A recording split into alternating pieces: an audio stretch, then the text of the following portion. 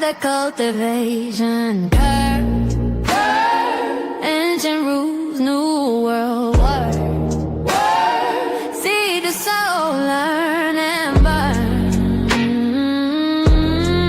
Grow through what you've earned.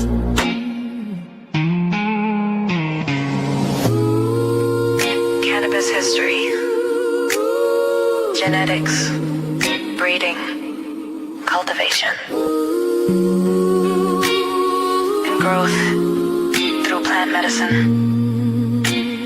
The cultivation curve, where the wisdom takes root.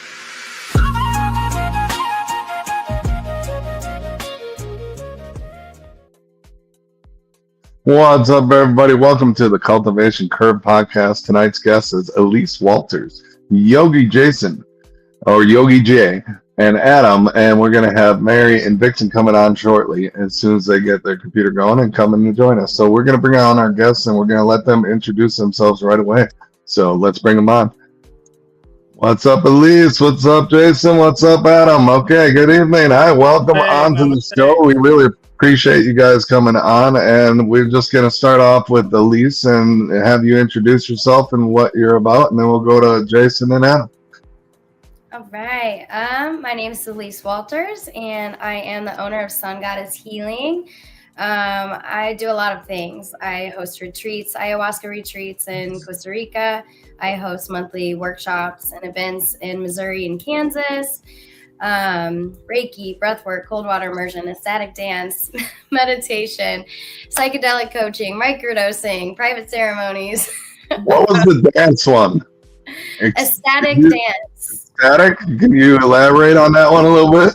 Yeah. So ecstatic dance, what I do is I create a playlist, and it's very much like the dance of life, right? So at times life is very calm and very tranquilo, right? Calm. And then it gets up, and then you've got chaos, and then you come back down. So the flow of the music kind of mimics that. So generally you'll start kind of laying on the floor, and it's very quiet, gentle music, and then it starts to get more upbeat, and then you just kind of move.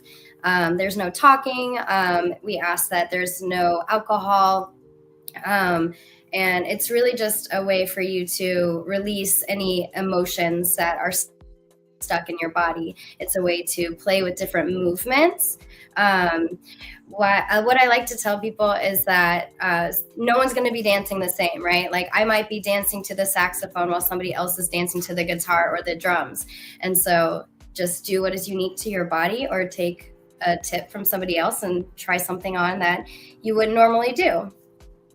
Okay. Yeah, just dance always. It's like the last thing that I like to do. It's always something I find, I love watching dance. I like performances. I had two brothers that were in ballet, and growing up they did like Nutcracker recital. They did just all these different recitals throughout the year. I always remembered Nutcracker, and I liked the performance, and my brothers would play different roles in that, and some days they'd be at home practicing dances. I'm like, what part are you playing? And I'm the Russian dancer or something like that, and there's always like a different dance to learn for different parts. So I always am fascinated by watching different dances. But I would probably join in. Yeah, it can be uncomfortable for people, but I really just ask you to close your eyes and go within. It's not about what you look like. It's about how the music makes you feel. Yeah. Yeah. Well, thank you. And Jason, let's learn some more about you. Love it. That's good stuff. Hey, namaste. Jasen Jones here.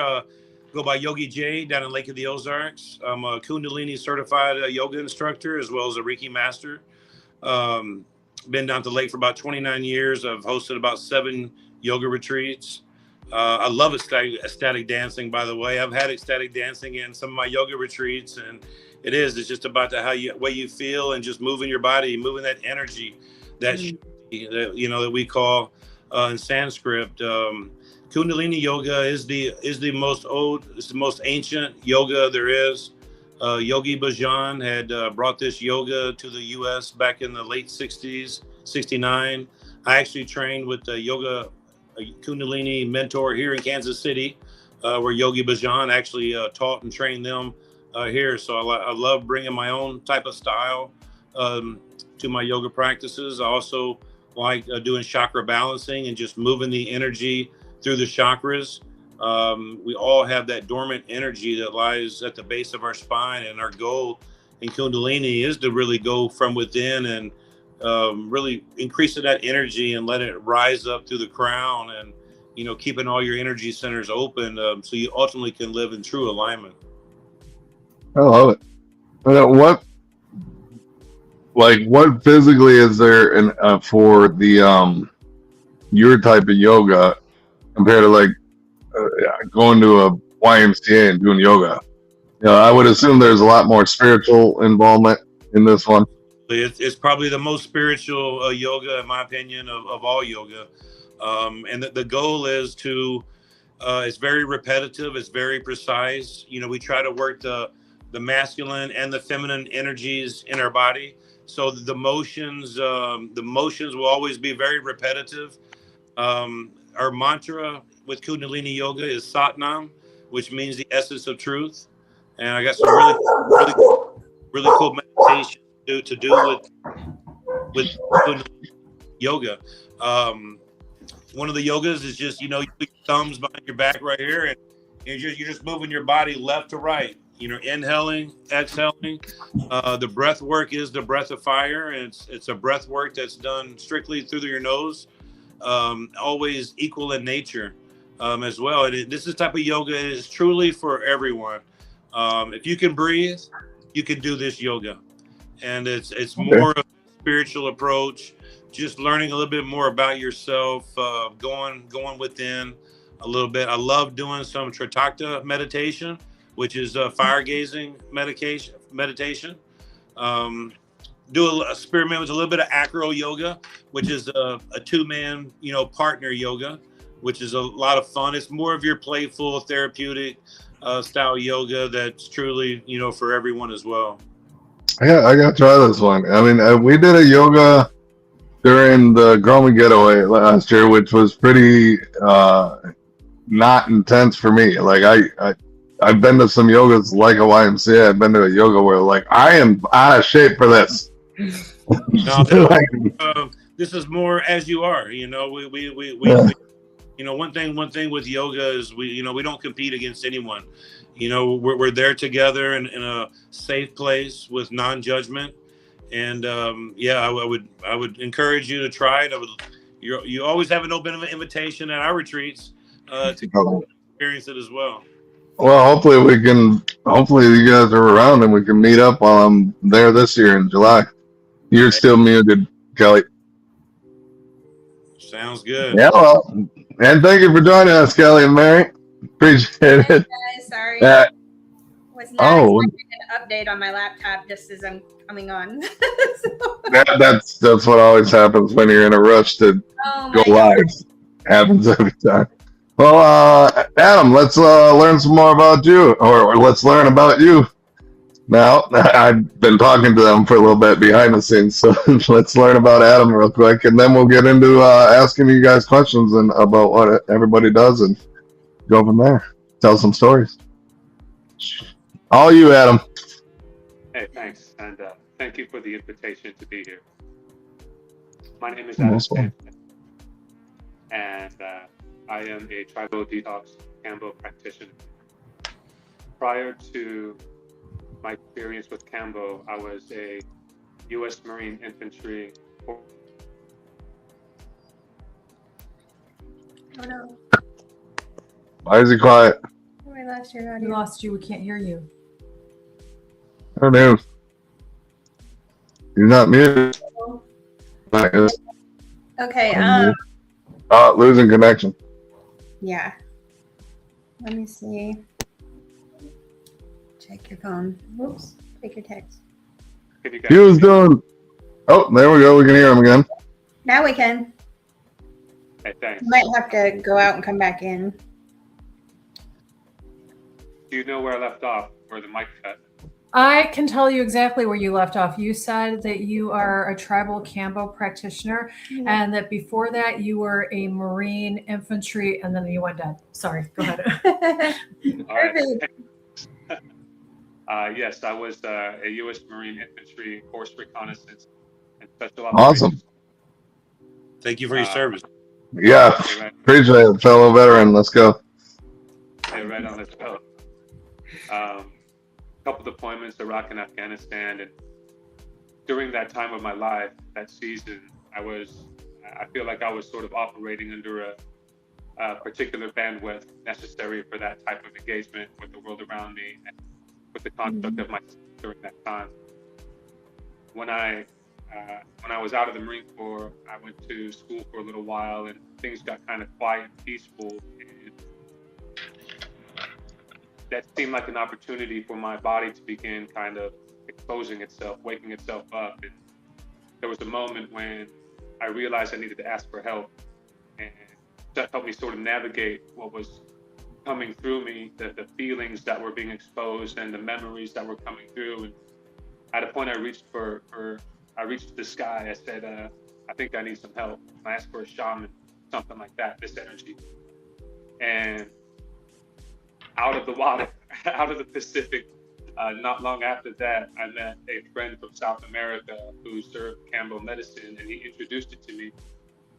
When I first received that medicine, there was like a tonal match. There was something so beautiful that occurred inside of me where I knew that I wanted to learn more. I wanted to be part of this team. And that was 8 years ago. And so I've been just working on myself and allowing my healing to come through in the way that it did for me. And it brought me to this place where I was finally able to receive a blessing and an opportunity to become a practitioner. And now I serve, and I'm happy and grateful to be at service in the lane that I'm in. I just want to say, aho, cheers and thanks and bless to all the others, and to those folks down in South America who's going through the processes of collecting this medicine and distributing it, sharing it with care throughout the world. Awesome. Good. That's awesome. I like it. It is awesome. And like just hearing going from deployments to finding a spiritual way to get back to because I can't say from experience, I have never deployed. I don't know if I got lucky or unlucky. I call it I got lucky. But at the same time, like, I know I've had friends that have come back, and I know what they have gone through to get back to themselves. So like it's cool to see and meet you how you are now, and learn about the struggles that you went through to get to where you are now. Cool. Thanks. Cheers. Gally? Yep, I'm here. The connection's Okay. just kind of in and out across the board. So far we got all three, and we got introductions to all three, and then do you have questions for them tonight? Yeah, actually, so how did you guys, I know everybody knows each other here, aside from, Crimson and I know each other, and Mary. Yeah.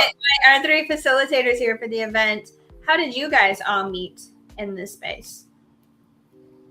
Mary.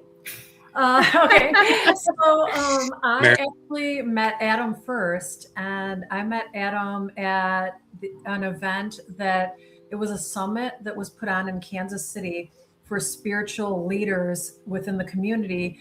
And what they are doing is they're bringing together people from different types of modalities. So Adam was there, and there were there was a large group of different practitioners of different modalities at this event. And they get together quarterly, and the objective is for the spiritual community to work together and even possibly share their calendars, so we're not overlapping events. And it was a great event to meet people. And I had no idea who Adam was but his energy, I call him Jesus Christ. Okay. He has Christ consciousness. Alyce knows this. He has, I know he gets embarrassed when I talk about him like this, but anyone who has been in his energy, he has the most amazing, kind, loving, I don't know how else to describe his energy. He has such a loving, healing energy. Okay.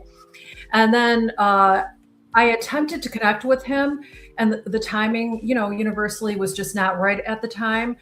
And in the interim, then we've crossed paths numerous times. We have like our circles are overlapping in a lot of areas.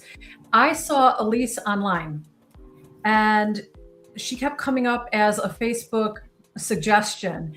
And I started kind of looking at her page, and I was like, I like her energy. I'm going to meet this, I got to meet this woman. And then she had an event, and I reached out to her, and a 2-hour conversation ensued over the phone. And then I went to her vet the following day. Right. And we connected ever since then. And we realized that a lot of our healing practices, she has a lot of her own, but a few of them overlap. And I'm looking forward to working with her in the near future on some of the modalities that we do share, because she's amazing. I can't say enough good things, especially in the spiritual circles. There's a lot of spiritual people out there, and there's a lot of people with different modalities. But instead of coming together and working together, everybody is so worried about building themselves that they're not looking at building a community. And I keep getting information from my downloads and what have you, that we're supposed to build communities and we're supposed to work together. And we all can work together and overlap. There's no reason to gatekeep. There's no reason to feel like, oh, well, if this person is working with me, they can't work with another person. In fact, I encourage people to work with the facilitators that I know. And that's why I'm getting out there and really meeting a lot of different facilitators with a lot of different modalities, because not every type of healing works for everybody. Plant medicine doesn't work for everybody. There's people who shouldn't be working with plant medicine or on plant medicine. There's people who, yoga can be used by anybody. The breath work that Alyce does can be used by a lot of people. What I love about Kambo and Hape and Sananga, those are sacred medicines that can be used by a lot of individuals. And there's not as many restrictions with those modalities, There are some, but it's a broader area, I guess. So that's how we met. And then with Jasen, I was doing a lot of work up at the Lake of the Ozarks, and we do have a large church community in and around the Lake of the Ozarks. And somebody had mentioned to him or to myself, and gave me Jasen's information and said, you really should reach out to this guy. I think you guys would really connect. Because anytime, it's funny when somebody meets somebody who's spiritual, they're like, do you know this spiritual person? It's kind of like, yeah, I don't know if you get that at all, but as soon as you meet somebody, they're like, well, do you know this shaman? Do you know this yoga instructor? Like, we all know each other, We are starting to get to that place, which is beautiful. And a lot of what's beautiful is that Alyce is over on the Kansas side of Kansas City, and Adam is in Kansas City, and then Jasen is up at the lake. And Kelly's up at the lake. So we've got a spread, and there's a lot of individuals there and in between who are looking for healing and who are looking for what we do. So I think I'm in an area that all the shamans do know each other where I'm at, because like I said, we have that, well, I didn't say it here, but we have that hub here, that Edgar Casey hub. Yeah, you were talking about that. Yeah, we have his whole property and his school. It's basically a school these days, used for teaching, and it has a museum in it. But everybody is like that lives around here. The shamans are all here because of this hub, this portal.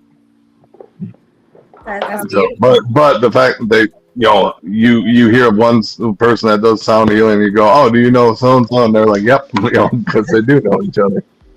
But they also teach each other too. So like somebody will want to get into it, and then somebody that's already doing it will teach them and certify them. very cool. So it's very big around here. What we're trying to do here is we are trying to connect a community, and the community is growing, especially with the summits that are being held.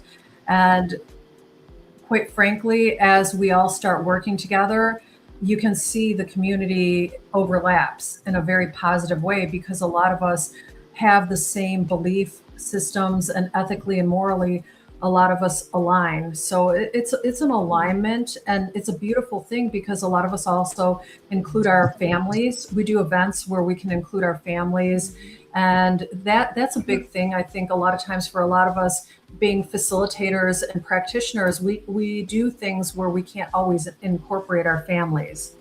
And that was another reason. My neighbor had called me, and he has a safari at his home. And he says to me, hey, do you have any ideas of how we can bring together, or what can we bring together that none of the other safaris have? And I was like, well, we can bring together spiritual people, and spiritual people connect to the land. They connect to animals. And and then Kelly gave birth to the idea of, hey, let's have a retreat in 3 weeks. And that's sounds like something. Yeah, it sounds like something. Hey, you guys want to do a Grommy getaway in a couple months? Okay, yep, I guess so. Guilty. So it was honestly, it was Kelly, and it was, hey, in 3 weeks we're getting together. And at that point, I had also been talking to Alyce and Jasen, and Jasen came down, and we had an awesome dinner with his partner and my husband and I. And then Alyce and I have been getting together, and we end up at events with our families even. And Adam, even this past weekend, Adam and I were at a mutual friend's birthday party. So nice. Awesome. That's awesome. And on the 3-week thing, it was a little short notice, but I also told Mary, like, we only have so much real estate with the summer months to utilize it and to get it going. And things don't have to be perfect, and they don't have to be, as far as, how you might want something presented, or how you may, the big thing is to get it going, to get people together, to get the events rolling, and then you can start improvising changes and additions from there. But get it going, and don't wait for this perfect moment, because that perfect moment may never come. But what will be perfect is getting everybody together, and then just letting it kind of unwind from there and take its course. That's why I was like, 3 weeks? We can do 3 weeks. I can do next weekend in my sleep. Let's go. Oh. But that said, Mary, do you want to talk about just kind of how things are lined up for next weekend? Like what is all going to take place and how? So what's going to happen in a nutshell is Alyce is going to throw up a yurt, and she's going to do what she does. Alyce, if you want to kind of get into your format, because I've been to the last event, and obviously I'm going to be there on next weekend or the following. So I guess for my events, I think I will be starting with the meditation. And so it's probably going to be like 45 minutes of dropping into the body. I don't usually plan what the meditation is going to be. It's something that I feel intuitively, and it just kind of comes to me. So, but yes, we will be doing an opening meditation to like drop into the body. And then after that, I like to, while you're already laying down and you've kind of dropped in, that's when I would start the playlist for the ecstatic dance. Again, like I said, you'd start laying down. And then after that, I generally like to administer Hape and Sananga. before I offer the breath work. The type of breath work that I do is some active somatic breath work. So it can release DMT in your brain. You can experience what's called tetany, which your hands can claw up and lock up. Your jaw can lock up. A lot of emotions can come through, so you can scream, laugh, cry. But my whole goal is to help you reconnect with your body. And that's basically because of my own lived experience. I had a near-death experience that directly affected my 98% of my body.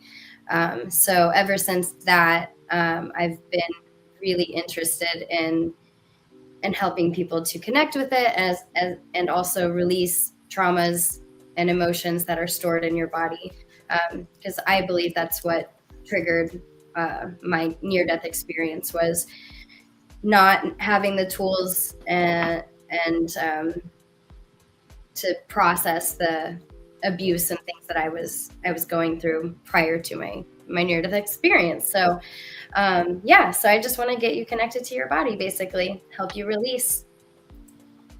Awesome.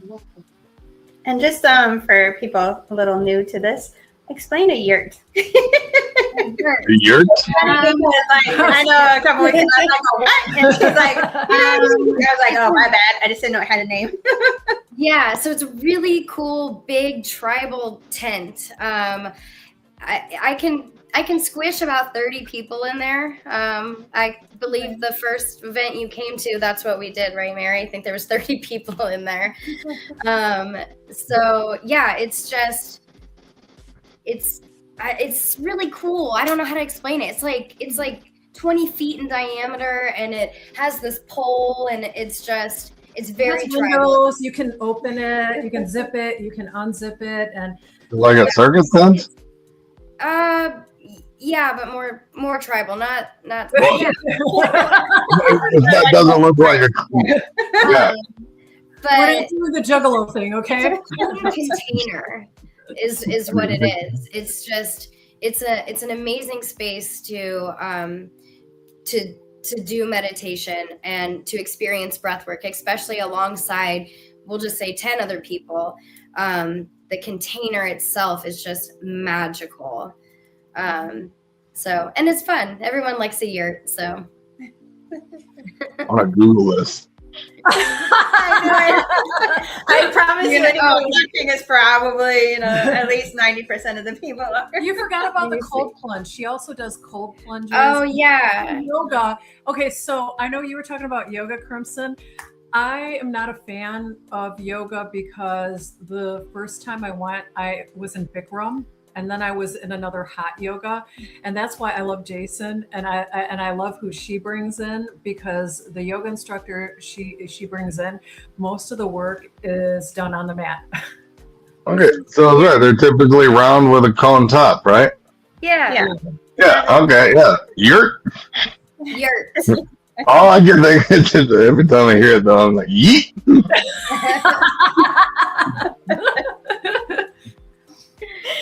Yes. Well, yeah, that's exactly what I thought of, was a round tent with a cone on top.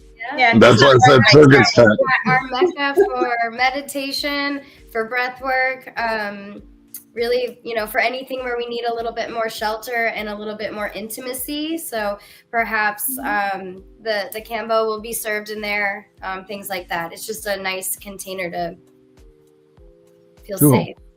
Mm-hmm. I like it. Awesome. Oh, go ahead. No, go ahead. No, I was going to say, when you were talking about yoga, and then Jasen, when he had mentioned like more towards the breath work. So, and then of course, Crimson was talking about the Grow Me Getaway. What we did was actually a lot more breath work, but we did the Shmoga, which was smoke and yoga. That was out on the beach at Mother Nature's retreat. But that was pretty fun. So I will get together with you, Jasen, on maybe arranging something for the getaway. It's the last weekend is it the last weekend? 28th, 28th. Yeah, it's last weekend. Think about it. It's been a really long day. Sorry, guys. Okay. You said last weekend in May? In July. July. Yeah, so we got a couple of weeks. Oh, yeah, I was going to talk to all you guys, but just directing the yoga part of it at the moment. Mm-hmm. Yeah. What's up, growing? Sorry. As well over in Crocker, Missouri, at the High Roller Cannabis Club. Uh-huh. Kind of like a bar, but it's just for cannabis only. A friend of mine owns that place there, so I do smoke there the last Sunday of every month. In Crocker, Missouri. Very nice. Nice. Oh, we'll have to roll up the croaker then. Sweet. I do have. Oh, I'm sorry. Off here. Unless you guys have any questions, I got a friend of mine I'm getting ready to meet up with, but I wanted to be here tonight, be present with all of you, and especially thank you guys for your service. My grandpa was a POW missing in action in World War II on the B-24 Liberator. Was shot and captured by the Germans. So I have the utmost respect for both of you veterans. I also advocate for the Heroes Outreach Program at Lake of the Ozarks to help veterans suicide. So I'm really excited to work with more veterans as we can bring some of these sacred plants and their healing modalities to some of these veterans that are battling with PTSD. So I'm really excited to see where that's going to go as well. And I look forward to, thank you, Mary. I brought my little... Oh, that was another thing so today I get to spend the day with Kelly, and Jason stopped by my home today and we got to hang out. So I was in heaven with, like, energetically my friends today. So well, thank you for having me, Kelly. I look forward to meeting you down in Lake of the Ozarks while I'm in the city right now. And Alyce, I really look forward to doing some here with you. I think our energies together, being a conduit and an energy flower from the root to the crown, I think we can really move some energy and with some people that are open. And I'll be there next Saturday, probably early in the morning, to help set up, help you guys with whatever you have, and just look forward to connecting next weekend. Ultimately, thank you for having me on the podcast. Awesome. Really appreciate it. Thank you. And giving us a platform for all of our modalities to help other people. And absolutely. Stay in Kundalini, Satnam, Namaste, and many blessings, my friends. Much love to you. Thank you for coming on. Yes, sir. Thank you. Let's talk about how well behaved this doggy is. Oh, Hair Santo, come here. There we go. Hello. Hey. Got a good connection now. I gotta go outside to get the best connection. So, you know what? Can we ask Adam what he's going to be doing, so he can give us a little bit of insight on micro dose and then on the actual Cambo and what is required, the dieteta, and Alyce also is going to be working with stuff. Yeah, I actually, because I saw both of your posts from a day or two ago, when Alyce did not quite a full dose. It was kind of between a micro and a full dose, and that's really what I'm interested in. Kind of not going the full level of, purging, because I got to really help Mary with her event, so I can't be knocked out. And there's a lot to do next weekend, or this coming weekend. But I would like to go kind of to that level, where it's a little bit under the radar there. Hey, great. Thanks. Can you all hear me okay? Yes, yeah. Oh, yeah. Much better. Perfect. All right. Hey, fantastic. Thanks again. I was starting to feel like I'm an electron orbiting a nucleus a little bit.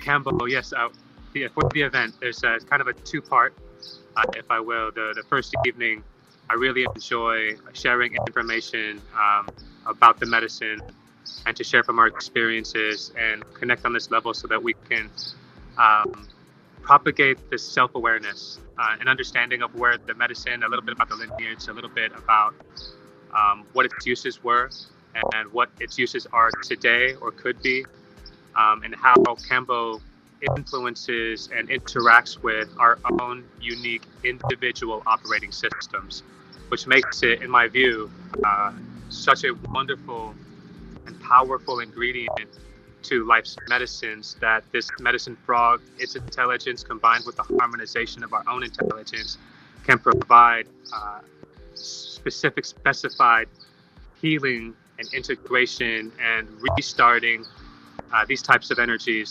for those of us that feel called to Kambo.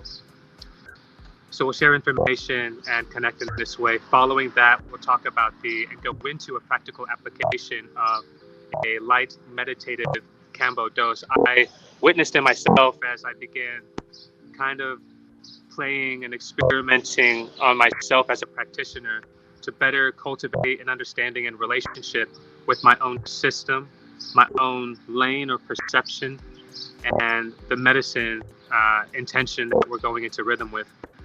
And I noticed that, like many of the other healing philosophies and energies, that it kind of goes in layers.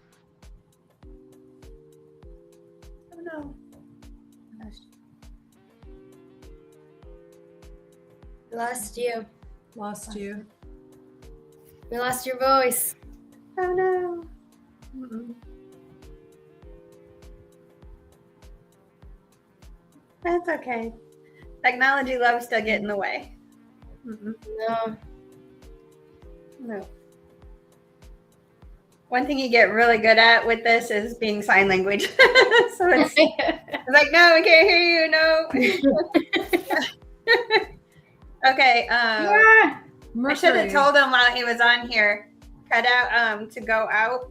Let's see. Can you hear us? I can. Oh, Okay, no, I you? meant Adam. If he can Yeah. hear us, exit the studio and come back in. Exit the studio and come back. I don't think he can hear. I don't think so. Oh, you can? Okay, exit the studio, Exit out. and then Crimson will bring you back in. There's a red exit button at the bottom. Perfect, Crimson. I was gonna text him, but you're quicker. Mercury's not in retrograde, is it? I don't think it is. I don't know, but it would not surprise me. Yeah, I don't have a clue. I mean, isn't it always though? I feel Oh, there's it's like always always. some planet retrograding. Literally. If not, I think we make one up. I mean, just Right. There's some kind of planetary thing, Yeah, right. a cluster going Hey. on. With, Can you hear me okay? perfect. We gotcha. All right. Perfect. Yeah, anytime that happens, just go back out and let Crimson bring you back in, and sometimes that's enough to reset it. Okay, great. Thanks. Sure. So, where did we leave off? You were practicing and working with the medicine to learn your own.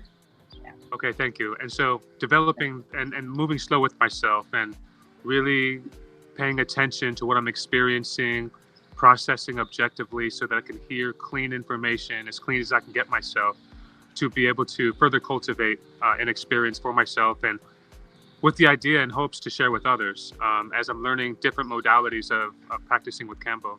So with this light meditation, it's designed, its intention is to give us an experience. First, Kambo is non-psychoactive. It's a physical medicine with peptides that enter into our lymphatic system and our bloodstream, and they start communicating with the body's processors and really open up the body's intelligence to begin a clearing pattern. And it operates on many different waveforms, and it's interacting with many different parts of our body to be able to begin expanding and opening circulation and providing the opportunity for our body to best self-recover, self-regenerate in all of these different ways unique to each of us.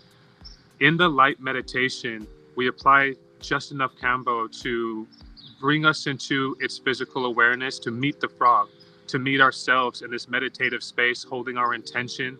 Maybe our intention is to be surprised and to have the experience. Maybe our intention is to have a conversation. Depending on where we're at, right? The frog's going to meet us where we are. We kind of meet us where we are. And I've noticed that when I set, sometimes I listen objectively, what's new that can be important for me to understand or remember. Or sometimes I can direct my energy with an intention and receive a directionalized medicine frequency for my experience. With the light dose that we'll apply, it gives us an opportunity to be present with that experience without going through the full body motion of the purge, which is, a result of the body cleaning and going through this experience is releasing these energies, releasing these toxins. And we do it in many different ways, several different ways, through sweat, through emotions, through electromagnetic releases and discharges, through neurology, through biochemistry, through bioactivity. And with this meditation, this lighter dose, it gives us an opportunity to not reach that point, but to kind of feel it, to be present with it, and have a conversation with ourselves, with the intelligence of our own instrument.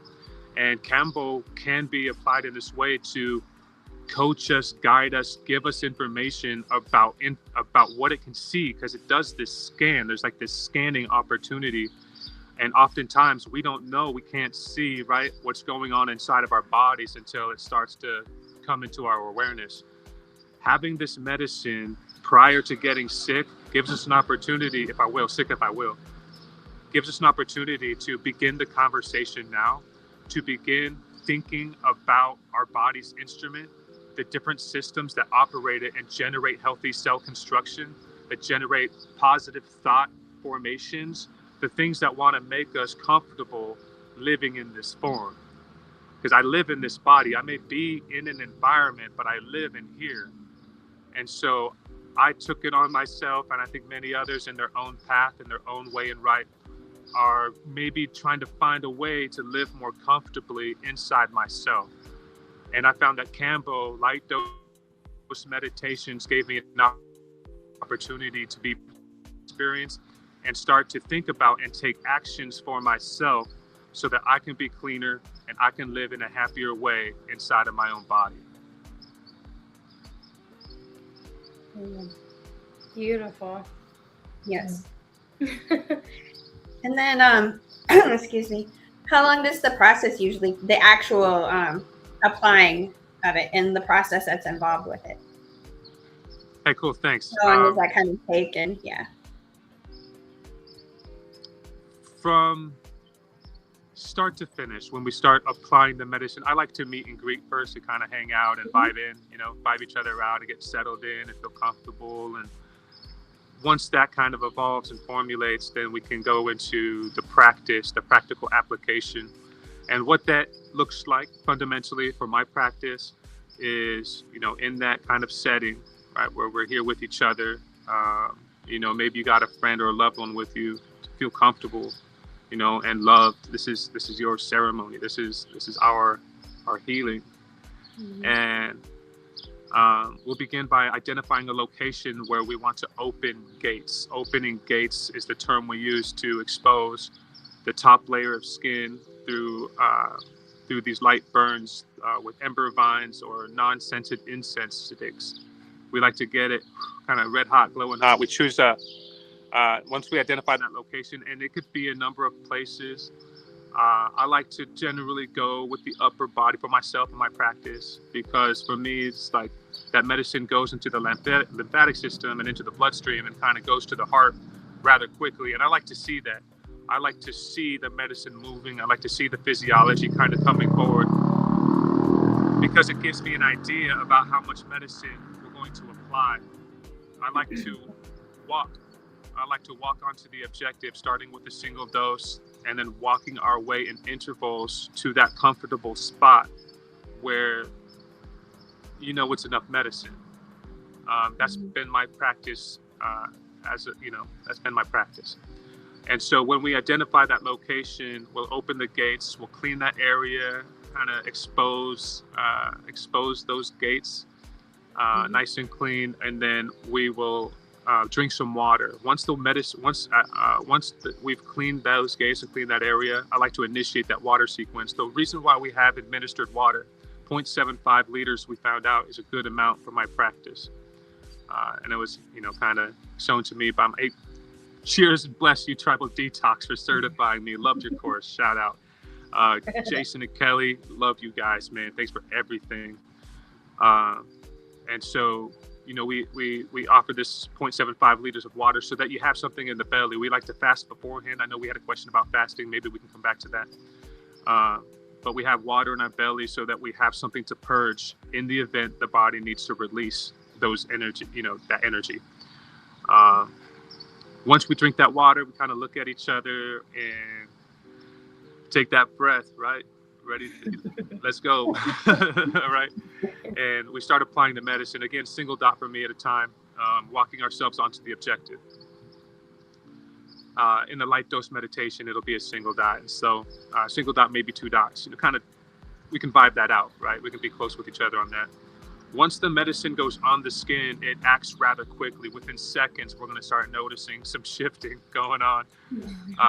We can feel a little bit of stinging on that location, right? A little bit of, knocking on that door.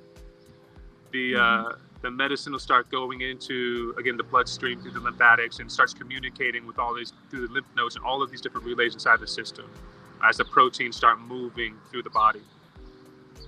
We can start to notice our heartbeat. Might start to notice that we're sitting still, and it's like, did I just run for a little bit? We can start to notice that. We can feel some heat climbing, maybe some tightness around the face and the neck and the cheeks and the lips. Sometimes we get a little froggy, a little puffy, and that's the medicine. That's the medicine working in. We can feel some vibrating, some tones, and I've always just kind of related it to like the medicine is working and it's rising, it's climbing, and it's moving through our system. At a certain point, we can feel kind of like a tapering, and we can start to get a little chilly and maybe a little flu-like. And these are more of the peptides moving. Now it's moving smooth muscle contractions in the abdomen in different areas, but in the abdomen, we can start to feel sometimes that need to purge or something, right? Sometimes it can come out of the north, sometimes out of the south, sometimes both at the same time. All right. All right. Sometimes we don't need to purge at all. Sometimes the release is later. Sometimes it happens over a couple of days through urine and other bile forms, defecation. So it's not always going to happen in the way that we kind of talk about. Peptides are still going in, the body's still harmonizing, and it's creating its new level of stabilization. It's climbing to its a peaceful place. The medicine, once it goes on, the first dot goes on, after 20 minutes, we like to take it off. Wherever we're at, you're right there, 20 minutes is coming off. You're in the bathroom, knock, knock, medicine's coming off.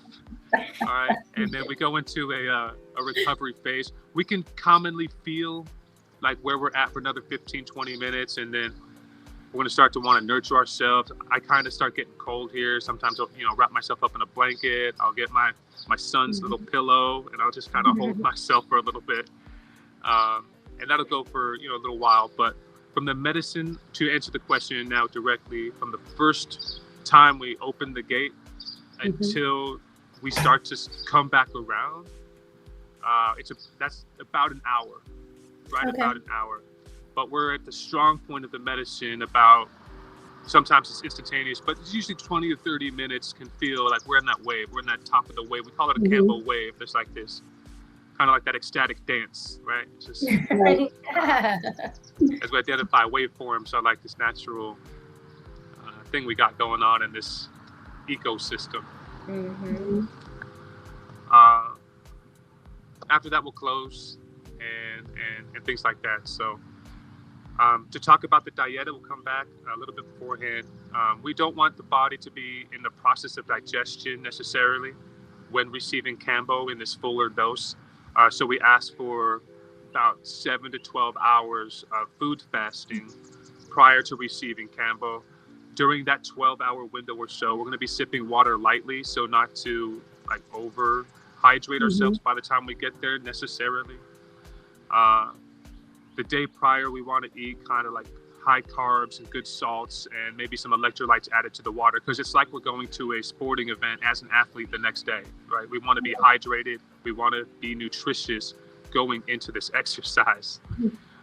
Leaning away from like fats and sugars and things like that just takes the body longer to process. It is just one of those ideas. Some practitioners are, come as you are. I want you to be who you are, as you are right now. Let's go. Other modalities are the cleaner you can kind of create for yourself, the cleaner and healthier the experience, perhaps, right? The less that the medicine has to work through fundamentally. Thank you. Adam, I have a question. Yeah, it's fine, Mary. Can we do the medicine wheel, and can you tell me how Kambo affects each of the quadrants, like mental, emotional, spiritual, and physical? Hey, great question. Thanks for the opportunity to reflect on that.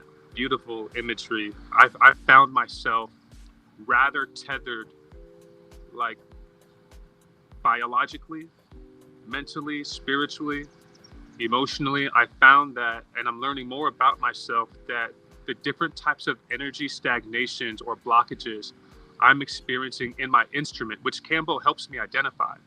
I've had some conversations, might sound silly, but I've had some conversations where Kambo said, hey bro, take a look at your pancreas right now and tell me what you see, right? Leading me to my meditation, leading me to my own communication, and then allowing these different pain bodies in my instrument to speak for me, to tell me what's wrong. I didn't know I could do that, right? So now I'm having conversations with my pancreas. What do you got to say? We're here right now. We're in this conversation. And and it started to release these ideas. These thoughts started to propagate about some emotional stagnation that were perhaps connected. Mm-hmm. As a result, my spirituality, like the presence of my awareness of self and things, would also like collapse on this opportunity to be able to propagate myself into a more cohesive flower, so that when I identified my pain, I worked on it I developed tools to release that pain. It helped me see a reality in my life, whether it be ancestral kind of data, but like certainly in my own life, where I could change some of the stories that I had created for myself, which would propagate bad luck, karma, dark panemic energies, if I can say that word respectfully, everybody. So I found it in this way, tethered in this way. Does that help? Does that answer the question? Yeah, it does. And to expound on it a little more, then I know we've been talking a lot about doing Sananga and Hape and the different types. Alyce, I actually asked him, I told him that somebody had told me about the shaman Hape, like the different levels. And I said, I want one that's going to really, you know me. Got it.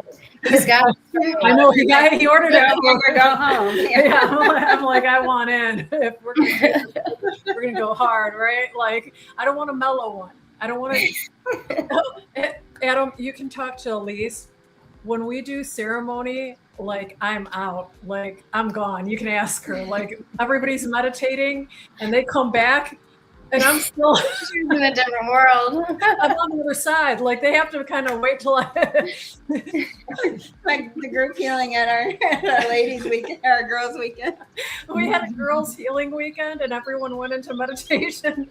I left. Mary never came out. I think Mary's snoring. She's out. I just leave. So I don't. What was I asking, Adam? I'm sorry, I totally lost track of. Full send. You were talking about Hape and Sananga. Oh yeah. So is it okay to incorporate Hape and Sananga when you're doing combo? Oh, I'd be happy to. let's turn this heat up. Honestly, I feel like sitting with the Hape before, like just like with any big plant medicine journey, sitting with the Hape before like totally calms you down and prepares you for what you're about to experience, especially if it's your first time and you don't know what to expect. You have a little bit of anxiety or whatever. The Hape is going to really help you to drop in and be like, okay, I'm ready for this. So I think you're going to want it. Okay, Crimson, do you know what Hape is, or? Oh, now we can't hear you now. He can't go out and come back in though. Oh, okay. Yeah. Oh, maybe he can kind of. Oh. Can you hear us now? I don't know. Okay, cue cards. Do you know what Hape is? You got a pen and paper? I think he's frozen now. Hello. Oh, there he is. There he is. Hey! Oh, But no, I'm not familiar. okay. So you guys, I'm sorry. I guess in our world, because we work with all these plant medicines, we sometimes need to come back. Just because people are into cannabis, it doesn't, Right. Do you want me to Go ahead, you explain? guys. Yeah, go ahead. So hape is a tobacco, and it's also mixed with other plants and tobacco ash and things like that. And it's ground into a snuff, and you will use what is called a tepi to administer. I personally have one that is a double, so it will go in both sides at the same time. Adam has one that is a single, so you will sit with the left side and then you would sit with the right side. It's a little bit spicy, right?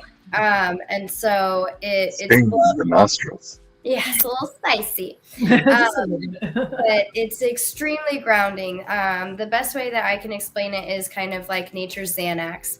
You're going to feel it on a cellular level throughout your body. Your body temperature can be elevated. You'll feel energy coming through your hands. It can elicit an emotion. It can also be a purgative, so it can make you vomit. But a lot of different ways are purges. Sweating is a purge. Yawning, crying, tears, all that is considered a purge. It decalcifies your pineal gland. And again, it's a great tool for meditation, but it's also a great tool to sit with before you sit with any big plant medicine. Now, when I That sounds scary. Thank you for sharing.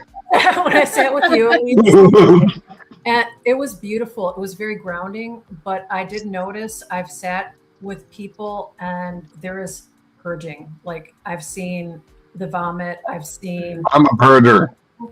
I mean, total emotion. And for me, that's why I said to Adam, I said, you know what? I think I need something really strong. I need a really strong hape, and I know there's different levels to it. Do you think that might be, I'm just asking you guys because you guys have been doing this for a while. Do you think it's based on where somebody's at or how much different plant medicine we've done as to why it doesn't affect certain people a certain way? Like for me, it just kind of, it's very a mellow ground, but I like the grounding, Yeah. I think that your experience with hape is very situational. So for me, like I've known whenever if I've sat with it and I've purged, immediately I know why. Like I know an experience that I've had recently. I know I'm holding on to something. So there are times where and I've been sitting with this medicine for 5 years. So like there are times where I will purge because I just haven't given myself the time or the space to let go of something that I'm holding on to. And then there's other times where I just, it just brings me into the slot and I feel good and I'm ready for whatever. So I think it's situational, but then also there are different blends. So there are some that are way more strong. So you are going to have a stronger reaction to it. Whereas like the one that I served you is Divine Mother Rose. So she's a little bit more nurturing. So yes, I think it depends on the strain and it also depends on what's going on within you. That's what I was kind of wondering too, because it could be that your body's resisting letting something come in strong. If it's a thing that you need to work on or purge or something that say PTSD-ish, something along, you know what I mean? Something that's really deep, something that's really deep seated within you. Yeah, I'm still supposed to do a deep dive, and I haven't done it yet. What's that, Crimson? I'm sorry. I'm still supposed to do a deep dive with the BA, and I haven't done it yet. With what medicine? None.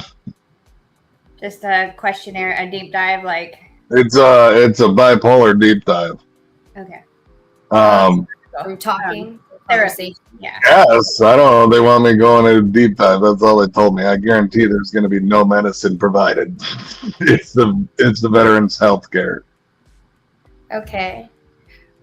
Well, a gentle suggestion. I mean, they provide medicines all the time if you want them, but not my cup of tea.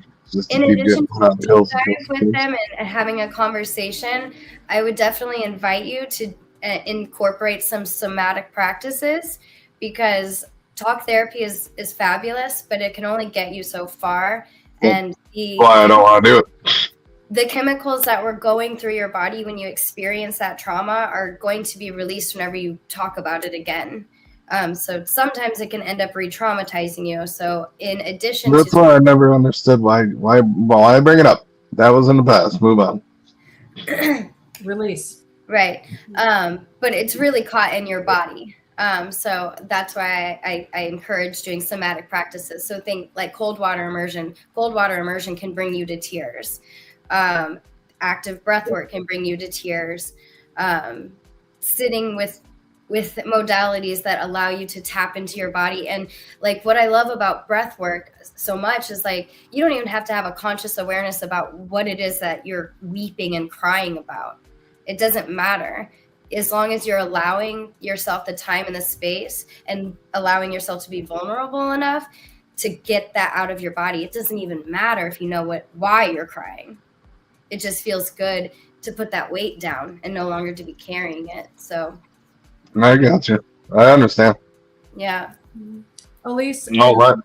Adam, do you guys want to also explain what Sananga is? Like I said, I think a lot of times we talk about things and to us, it's a normal part of our world. And a lot of people look at me and they're like, what is that? And I'm like, eye drops. And they're like, well, what do they do? I'm like, it's like a chemical burn in your eye for 3 minutes. And people look at me and they go, why do you guys want to do these things? Do that. Well, your pain and your pleasure receptors are right next to each other. So there's that.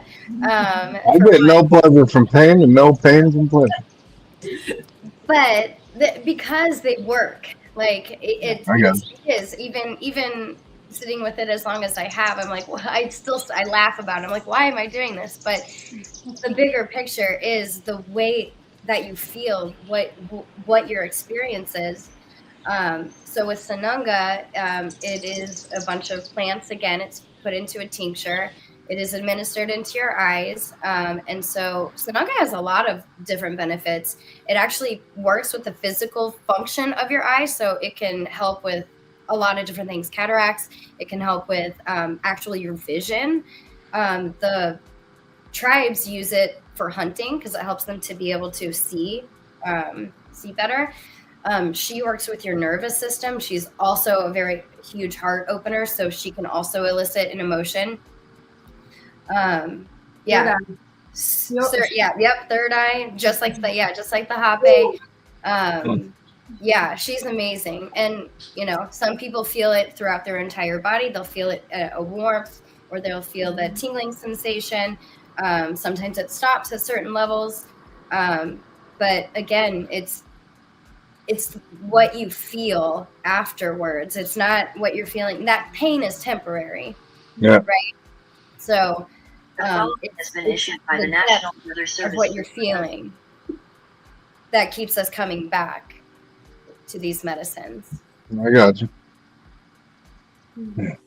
Adam, did you have anything to add about Hape or Sananga? No, that was great, Alyce. Okay. Very cool. I appreciate that. I launched a practitioner course on Hape and Sananga, so I felt like I could take the lead on that because I'm literally educating people on how to safely serve this medicine to others, and so they can add it into their practice, not only for themselves, but to be able to safely serve it to other people in their community. So I definitely appreciate all the info tonight. Yeah. Learning new stuff, and then being able to help out and get you guys up on here so you can share and tell others about it. Yeah, thanks for What? I got a question. So about swing back to the frogs. So I know I've watched like a couple of videos on podcasts, and just once you're thinking about it or reading or joining events and stuff, then all of a sudden it starts showing up on your timeline and more, and you're like, oh, okay, what's this? So then I went deep diving, not quite super deep, but getting there. But anyhow, to the peptide side of it, I'm just kind of curious, have they done much research as to what actual peptides there, or does it I know there's a lot in it that comes out in that serum. But does it also does it vary per frog? And isn't there like 3 zones, so you actually get different ones out of each frog? Is that true too? I need you to kind of intervene there. Okay, thanks. To be fruitful, a couple of your questions I am unfamiliar with hearing before. From the information that I've been able to receive from my practice and from the journals that I research online, yes, the Campbell frog carries these peptides. They've been identified as these peptides, which are a small chain, short chain of amino acids. What's an amino acid? Before an amino acid, we have the atomic structure: hydrogen, nitrogen, oxygen, carbon. And so an arrangement and some other items, as I'm learning. But those arrangements create amino acids, create peptides, create proteins. And so we're kind of like in this block. And so that's the kind of cellular level like that we're operating from. And there is a library of these peptides, and they're all sort of arranged in a full body bookshelf, where some of them are vasodilating, meaning it opens the pathways, expands the red blood cells, and some of them act as neuropeptides. So similarly, some of our neurology is expanding and gates are opening. Meanwhile, Campbell's flooding through with antimicrobial, antifungal peptides, which help kick all this dirt, right? Stir all this stuff up and start getting this dirt cleared out of the way. The intelligence of our own body seems to know how to prioritize where to emphasize its healing, which is what makes it so unique for each of us. Some of the peptides are kind of create this smooth muscle contraction and start to initiate this neurological, biological response to start purging, start releasing, get this stuff out of my body, get things out of my body. And then you have another set of peptides that work with the opioid receptors and allow for a natural interaction with our opioid systems that creates a clearing and a calm. Not like, and this particular peptide, these couple of particular peptides are stronger than like the morphines we kind of see out here.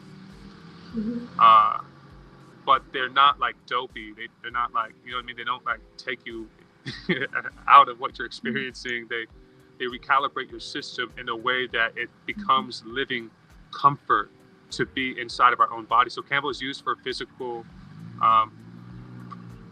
pains as well. I know I've experienced it. My age 45 and all that time humping a ruck in the mountains. You know, my lower back has some experiences. When I serve myself with Campbell, it washes off, it washes away. My nervous system gets a chance to relax, and I get to be in a safer, cleaner, much more relaxed nervous system and body. So the full library, and what these peptides are doing is they're communicating with our systems, and our system is coming to life. Our system is being told something's happening, it's time to go. So let's start circulating blood, let's start repairing tissues, let's communicate, let's do the communication that's required to create a healthier instrument. And not just create a healthier instrument now, but also lay the information forward so that my body can continue to become healthy before disease, that preemptive work. Things like this. Does that help evolve the answer to that question? Yeah. Okay. I'm kind of into as Mary knows, the biohacking side of things. So I love peptides that are available through research only. But they just released, I think, 14 of them that are now going to be available through, clinics and whatnot. That's why when I saw that, there was numerous ones that are in the actual frog that's released. But I was just kind of curious if there's specific ones or if it varies per frog, or if they've even gone that far yet into research. They may not have. So. Yeah, that's a fun question. I'm finding out if I can, on another level, I'm finding out that with each new Cambo stick, I serve myself each new Cambo stick so I know its potency and I know its kind of vibration. And I noticed that each stick, each new frog that I get the medicine from vibrates differently, like a living intelligence field that is unique to each frog. So perhaps there is another scientific explanation for maybe an alteration or another catalog of peptides that could be available. That'd be awesome. Wow. So how long does that last, you guys? I mean, I know you do ceremony regularly. If you are in pain, for example, and you don't want to go the traditional pharmaceutical route, let's say, and you start doing the ceremonies, because obviously we have a lot of people on here who use different plant medicines in therapeutic ways and medicinal ways. So with combo and with the peptides, because I know we've been using peptides, they're amazing. I mean, the peptides that I have delved into have just been life-changing, you know?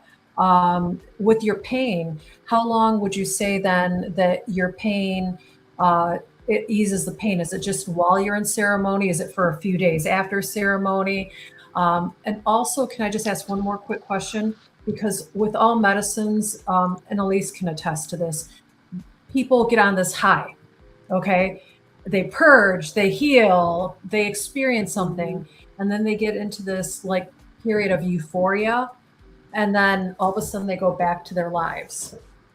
And it's like, unless you do an integration, there's issues. I'm sorry, I had to bring up the integration. You know where I'm going with that. So Yes. But hey, yeah, you know, I think it's maybe a great place to acknowledge the idea that we are in a life form that lives until it's not anymore. right. And so as long as we're alive, life is still going to continue to happen. And so annual cleaning, spring cleaning, revisiting the medicines that work for us, evolving to the next medicine that might, maybe there's a period of time where we don't need it, where the medicine is our mentality and our positivity and our best foot forward, right? Because life wants us, I feel like generally, we get to learn a lot of the different parts of existence by moving and being evolutionary, even in our own life form, lifetime. So I know to practice my medicine kind of like semi-annual. Well, I practice my medicine regularly when I get new medicine and when I feel like I need to, or when I want to learn something. But I know that the dirt is still coming, right? That the frequency waves are still doing their things, that my life and my beliefs and everything, it's still happening to my body. I'm not invincible to the world outside of me. And so I'm going to continue living, taking care of myself. So when I go back, if we're in the, that's essentially that would be my response, is to understand that life is going to continue until it stops, right?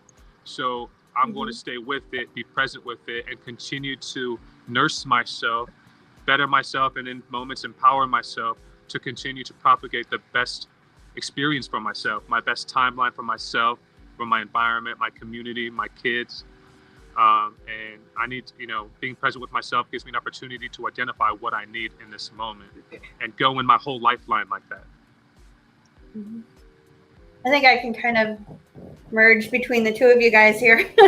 As far as with peptides and the way they work, it makes 100% logical sense how, the entire container that you're presenting it in also correlates just to the scientific side of things, as far as like for use with pain, for example, like how long does it last or how effective is it? Also probably depends on the age of the injury and the severity of it. So given that, you ever see people that may need more than one treatment, like they may need to do this maybe 3 weeks in a row, I don't know how often you can do it. But if it's like, say, a severe back injury or something where they may feel it initially, the pain washing out, but then it comes back after a few days, and after the euphoria settles, after it's kind of, I don't want to say wore off, but regular use is kind of getting back in there again. All of a sudden it's like, ooh, it's back. How many times is it something they can do multiple times? Like it may take 6 sessions, 6 purges, or it may only take 1 or 2. Great, thanks. It can be recommended and identified that Campbell frog, like other medicines, like other modalities, works in layers. And so oftentimes I hear things like, and I've had the experience, doing Kambo 3 times, like 3 sessions in 3 days, even 3 sessions in 3 hours is something that I got to experience. That was revolutionary episode for me. That sounds intense. But I think it would be cool to collect the idea that even though Kambo, what it's effectively doing, it does clear and clean the system to a certain level. But it's also what it's doing is it's allowing our own bodies a chance to regenerate and recalibrate and work on itself. So kind of fundamentally, our own bodies are only going to be capable of certain things.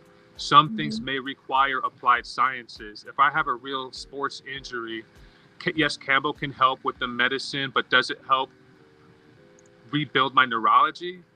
Right? Does it help mend my broken bones? I think there's going to be some surface style limitations where it can help with the pain reduction and the identification, but you're still going to need to treat yourself to what might effectively create the healing in its entirety.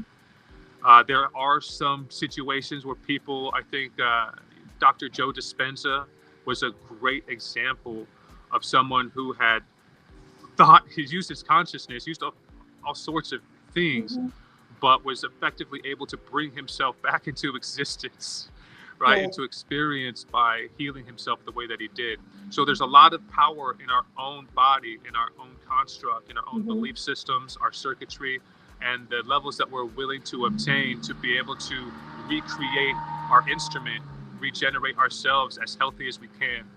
And it comes through strong beliefs, good attitude, and it's fundamental, and when I started to realize is that when I start to have fun with my healing, there was a part where I was like nurturing myself and afraid and lonely, and my life met me where I was at, beautiful. I was held and nourished and nurtured. And then there came a point where I had to kind of step up and like be a little bit more solid for myself. And now there's a part of me, and I'm in a phase right now where if I have fun, I'm laughing my experience into fruition. And it's like I found this relationship to myself that as long as I'm having fun, things will keep being fun. And so I've tethered that to like kind of like all of my formulas of thinking. And so when I'm sitting with Kambo and I move my energy into having a fun experience, my interaction changes, my energy body changes, and it feels like good food for my cells. And then I actually get to have fun. And I think that's fundamental for me too, is that I just kind of want to have fun,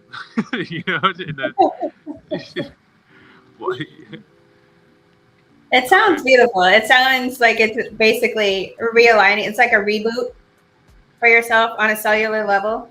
I know, you have ayahuasca and ibogaine, and they each serve a different purpose. But Kambo sounds like it's really on kind of like your mitochondria, the actual cells, like going through and just realigning yourself. Kind of like when your printer gets off and it's printing all funky and you gotta calibrate. We're like calibrating with a frog. Yeah, that's right. Kambo is also usually served before an ayahuasca experience as well. So it's a really good medicine to incorporate into your dieta before you sit with that medicine. So, and then Adam and I have something that we're cooking up here soon. So we'll be talking about that here soon. So very exciting. Oh, that's sweet. We're gonna combine Kambo and I don't see. I wasn't in on this secret, but I'll tell you guys, I'm excited to hear whatever is coming. I mean, see the dynamics. Like Adam probably didn't know that. Like we were kind of cooking up something too. A little bit. Because like I said, our modalities. We kind of overlap in certain areas, and we can work together in certain areas.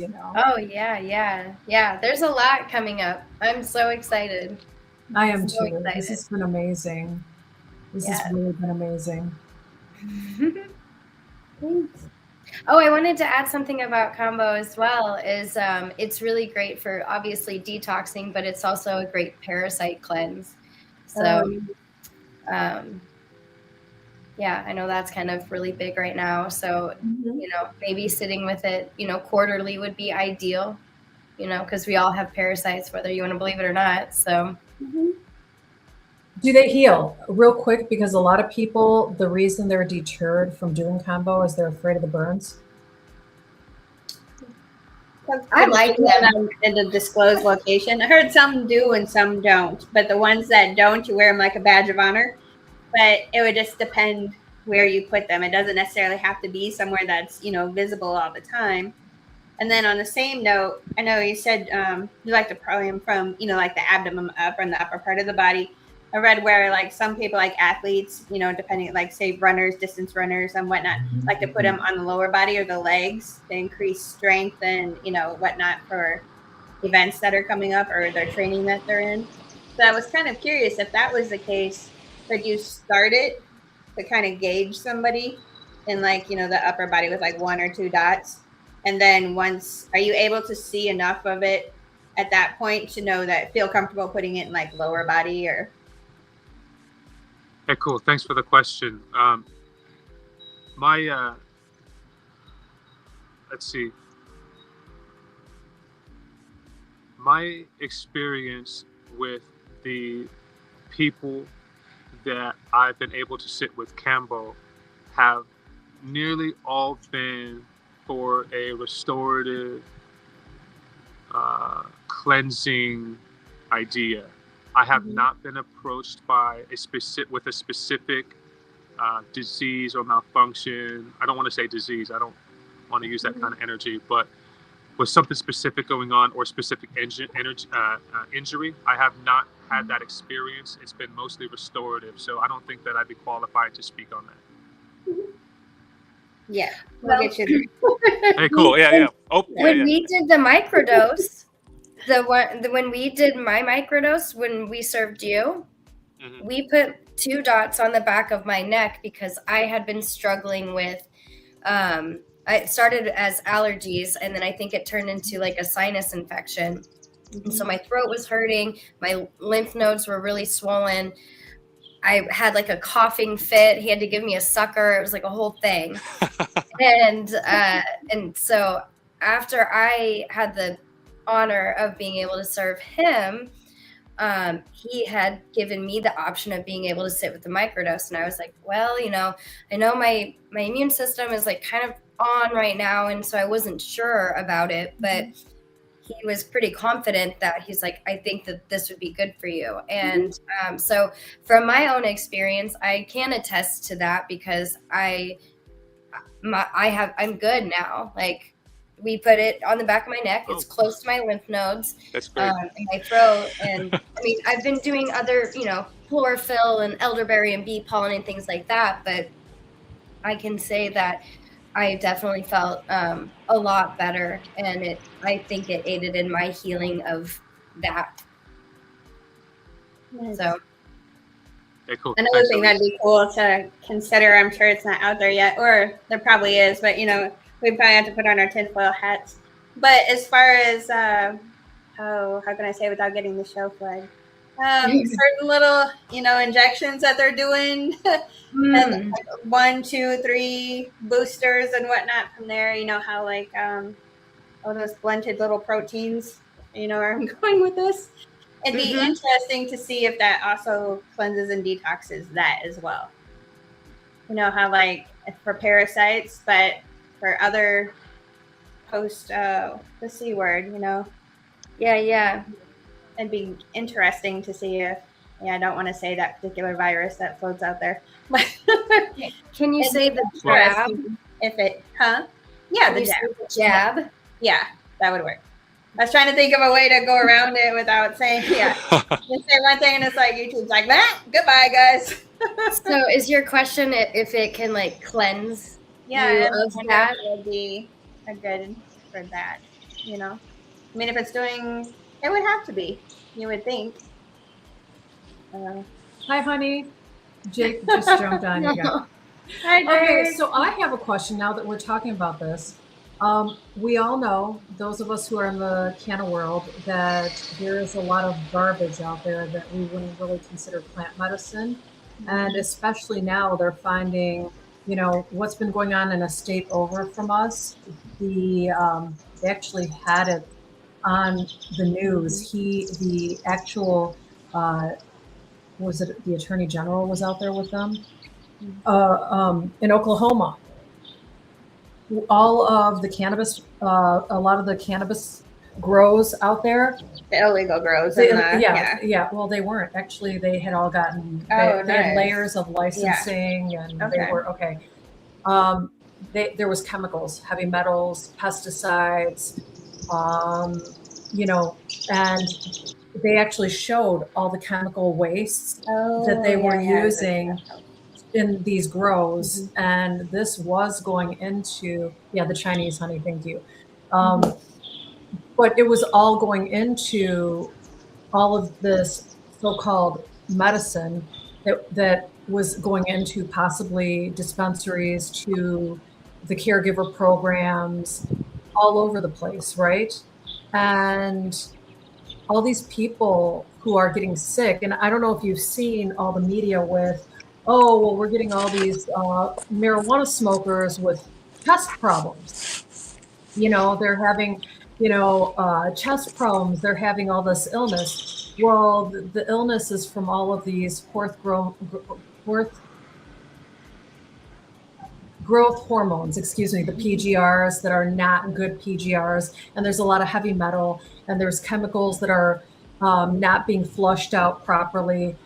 Basically, not for human consumption is exactly. I mean, there was, if you had seen, a ton of fertilizers it was and terrible, pesticides that are not permitted for. So all of these people a lot of people are unaware of this. A lot of people on this show or who follow the show are home growers, or they are actual legitimate growers, but there's a lot of people out there who don't know this. They're going to dispensaries, they're going to caregivers, they're picking stuff up from their friend, right?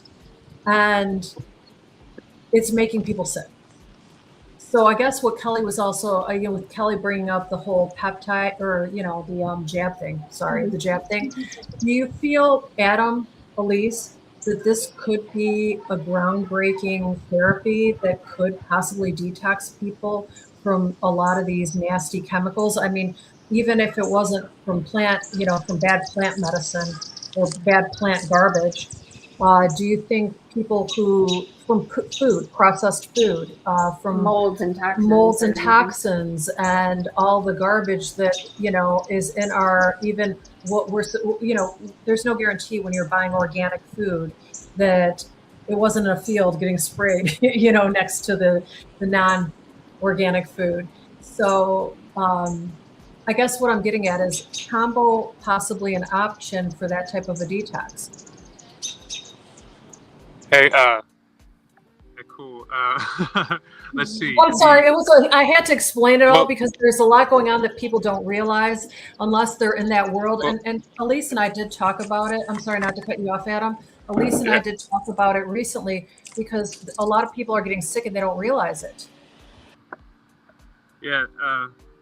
Well, here would be my response to that, if I can do it this way. There's some factors when people go into healing themselves. I don't want to kind of give this impression that Kambo can heal you, that Kambo can cure you. I don't want to use that language. I want to identify with the idea that Kambo helps our body get into a best condition possible. Each body is going to be different. Okay. Each person's mentality around self-regeneration is going to be different.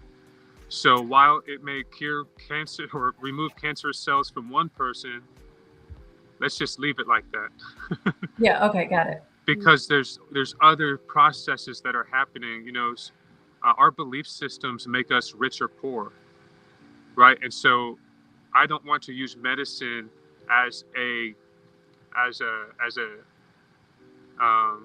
false gateway, because the person is the one recovering.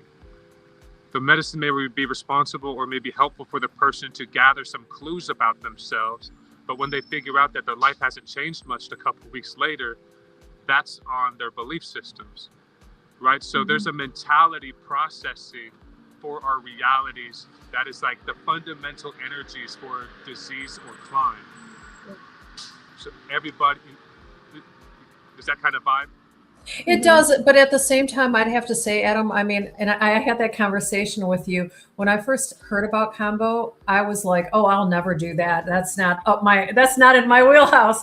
And now, after going through different ceremonies and working with different plant medicine, now I'm like, you know what? I really need to go into combo, so at different places in our life and when we have different levels of vibration, because not everybody is going to vibe with the idea of even hape, sananga, or, not everyone is going to go to that type of a healing.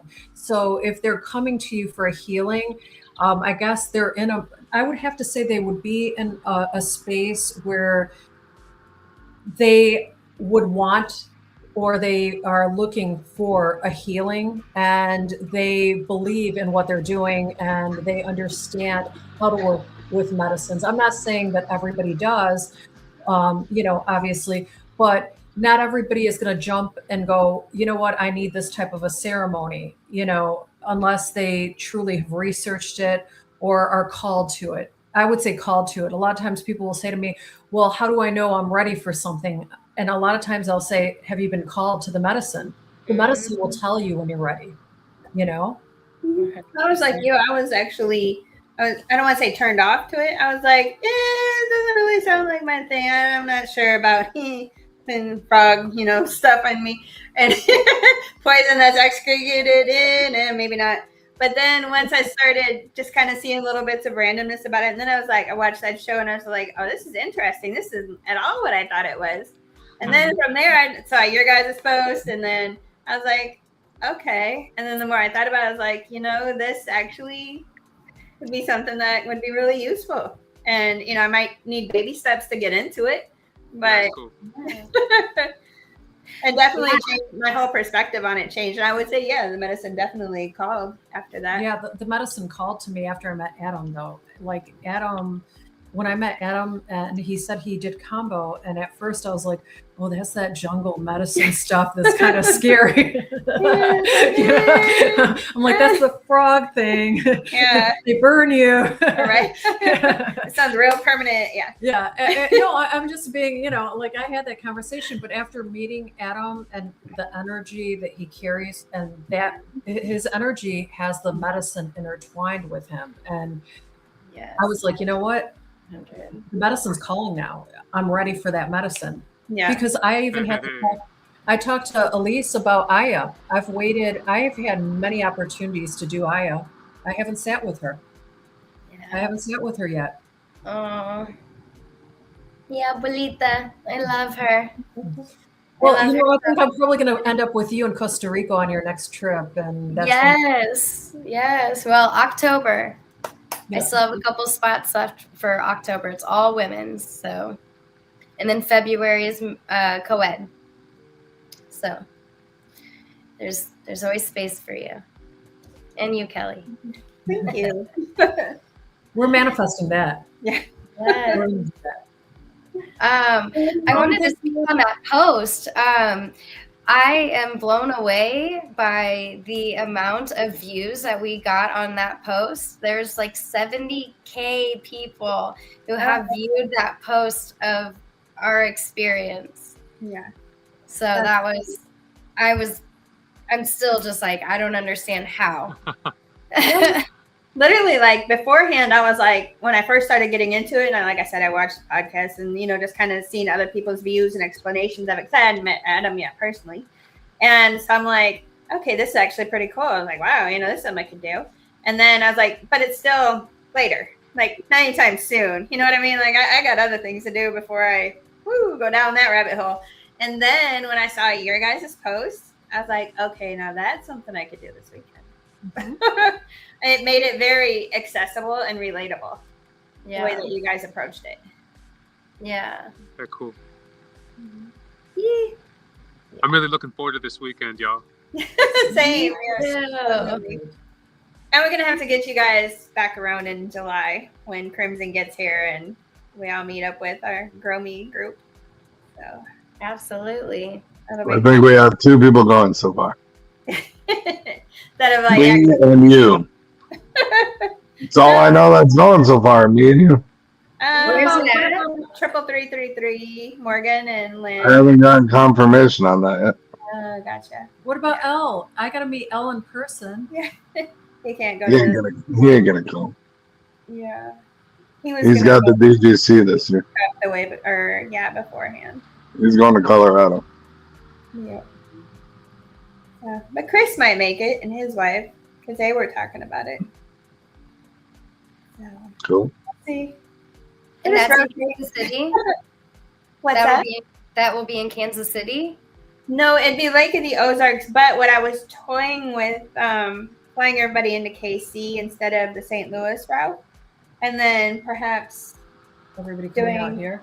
A ceremony here Thursday or Friday, and then head to the lake from there because it would kind of be midway. Oh, watch the ceremony. That's what yeah, you can do some little eye drops or something, a little breath work. None of those things I want to do. So I offer those at my workshops, and whenever we have newbies, oftentimes whenever I start to talk about those medicines, they will have that same response or reaction. No, I'm not interested. But I guarantee you, once you start seeing people have their own experience, you become a little bit more curious. So never say never. I didn't say never. You said I'm not interested. Yeah, it's so cool. This trip, I get it. Yeah, so July, I don't have it confirmed yet, but the other Adam will be in town, you guys. And we're talking 2 weekends. All right. 2 medicines. Dearman that you had met, or that we had on the show.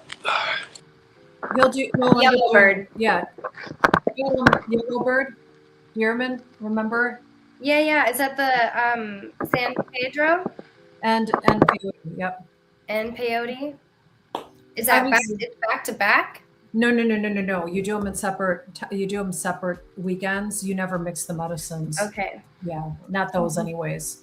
Yeah. I mean, actually, Adam taught me something, but there are cultures that they honor all the medicines, and sometimes they do medicines together. But the traditions of here in the U.S. and of the Native American tribes, you do not mix medicines, and the roadmen, you just do that weekend, and a lot of people fast also, watch their diet before the peyote ceremony. So, and but it also depends if he's going to do, like, there is the Native American type of a peyote ceremony, and then there's also the peyote ceremonies that come from Mexico.